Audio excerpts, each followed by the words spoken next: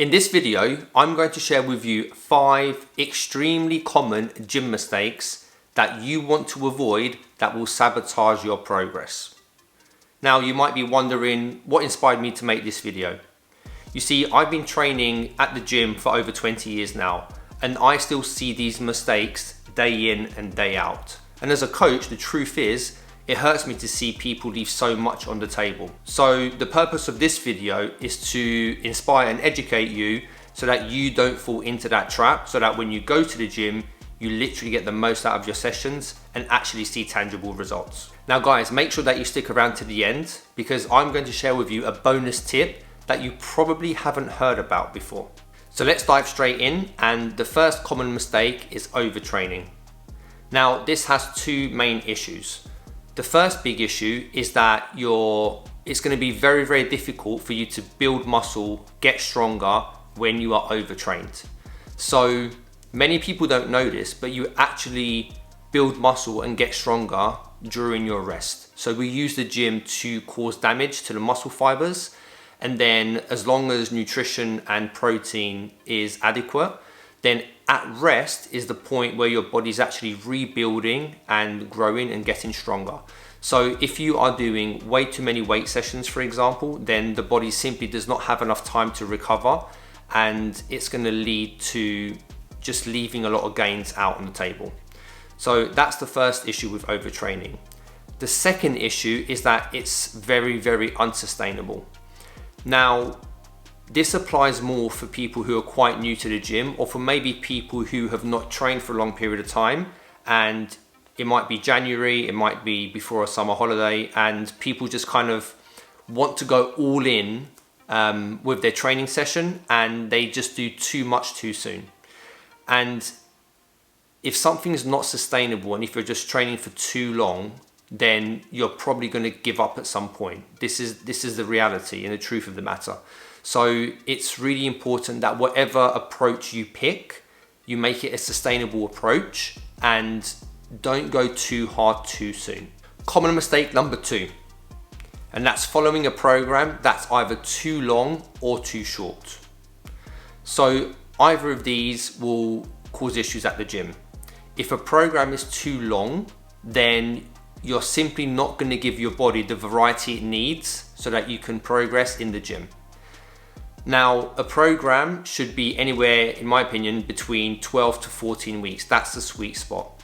And then what you do is you have a deload phase where you just back off the weights a little bit, have a few more rest days, let your body recover, and then you change the program entirely. So I've seen people and heard of people doing programs for longer than 12 months, to be honest, doing the same exercises because they become very comfortable and confident with those exercises.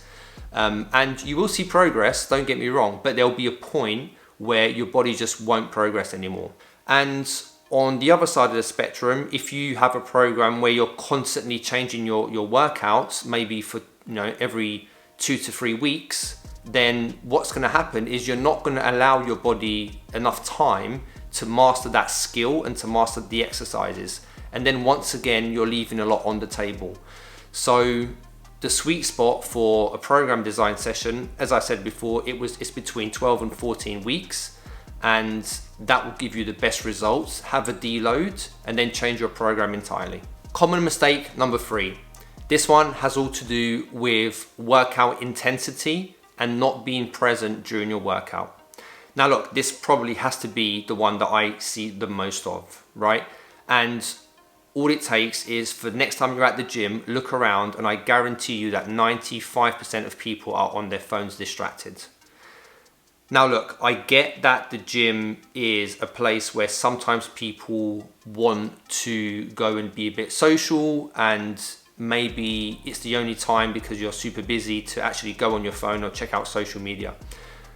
But the truth is that if you do that, you can't expect to see big results at the gym because you're simply not present and your workout intensity is just not there, okay? So what I always like to recommend is to, when you train, when you exercise, have your phone on either do not disturb or on airplane mode. Even better, have your phone in your locker. And I promise you, your intensity of your sessions will go through the roof. So that's something worth considering. And it's so easy, and look, I've been guilty of this, right? But it's so easy for you might say, oh, but I'm just resting. But I promise you that once you go on social media and you're resting, you're gonna be sat there. A, you're gonna annoy someone who probably wants to use that piece of kit, but B, I promise that you won't be resting for the time that you meant to rest for. You probably double or triple it, right? 45 seconds to a minute is what I like to recommend for muscle building. And if you get on your phone, you get distracted. Sometimes 5 minutes can pass. And we know that these social media apps are designed to keep people scrolling, okay? So that's something that I really try to avoid and encourage clients not to have their phones on them during training. The second thing with workout intensity is working to a specific time frame.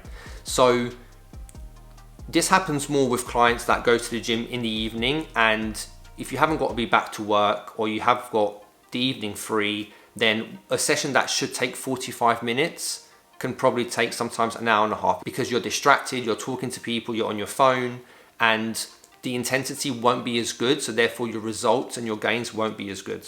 So again, with this one, what I like to do is put a time frame on it. Say, right, I'm going to complete this session in 50 minutes, and you have that time frame to complete your session by.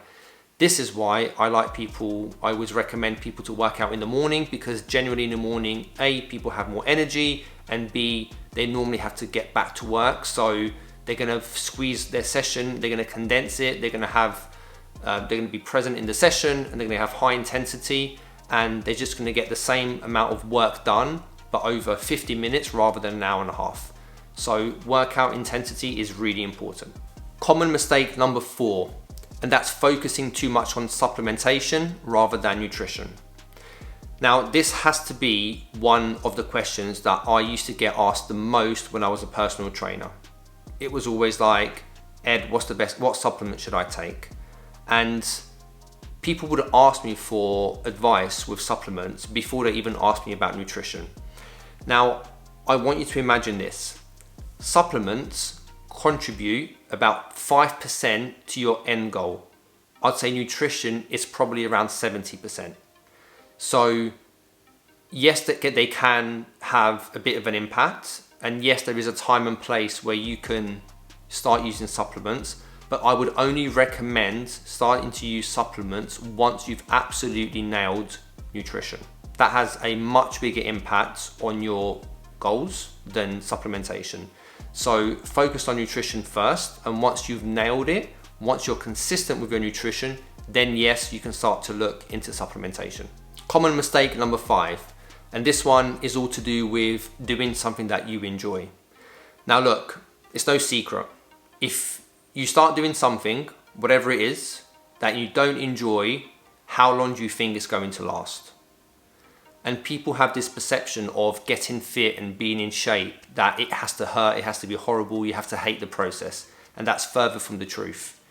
It is so important that whatever you do, you enjoy. And that's not to say that at times it's going to be a bit challenging, at times you might lack a little bit of motivation. That's just having discipline. But choose something, whether it's, and the biggest example of this is cardio, right? Some people think that they have to do hours and hours of cardio to get into shape, and that's just simply not true. And just because a friend of yours or someone you know or an influencer is doing a type of training, it's not to say that you need to do that. So identify what you enjoy doing and stick to that. I've had clients achieve amazing results and they were doing dance classes because they simply love to dance. So, or clients who enjoy playing golf.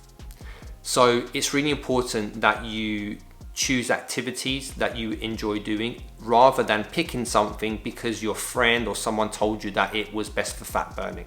If you want something to stick around, then make sure that you enjoy what you are doing. This one's super, super important.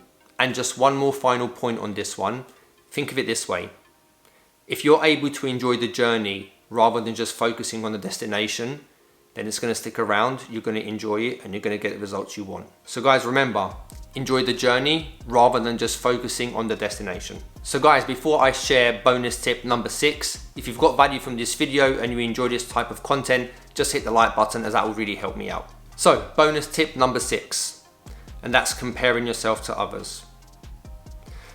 Now guys, look, I'm sure you've heard the saying that comparison is the thief of joy, and I truly, truly believe that. And look, I'll be honest, at times I've compared myself to others. I think it's a human trait. But I heard this saying a few months ago that I really resonated with, and I like to share that with you. And that's for you not to compare your day 1 with someone else's day 300. I think it's really important that people stay focused on their own journey, and they just keep their head down and they just focus on what they need to be doing in order to reach their goals.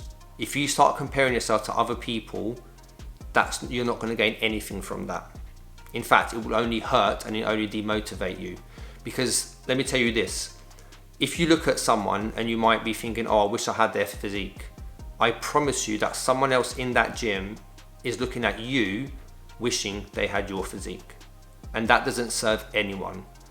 So what I would encourage for you to do is to stay in your lane and stay focused on your journey, and just know and treat this like a marathon rather than a sprint, because the truth is it will take time for you to see results. And I think this is a really strong message and just a friendly reminder that we should stop comparing ourselves to other people. Everyone's on their own journey, so just put your head down, focus on your own race.